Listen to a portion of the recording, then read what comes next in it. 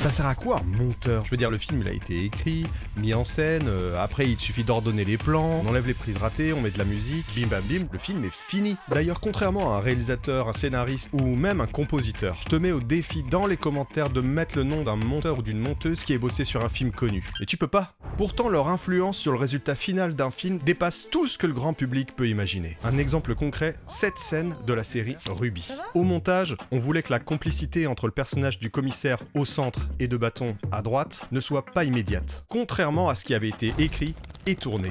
On voulait créer un doute sur comment leur rencontre allait se dérouler, et ne pas immédiatement tuer le suspense en les montrant en train de rigoler dès le début. Parce que suspense égale tension égale implication du spectateur. Donc on a tout simplement réécrit une scène au montage. Finalement, comme un scénariste qui réviserait un passage de son script. On a déplacé des réactions, on a recadré des plans, on a fait des masques pour être raccord, on a même joué un plan à l'envers pour donner l'impression que le commissaire perdait son sourire.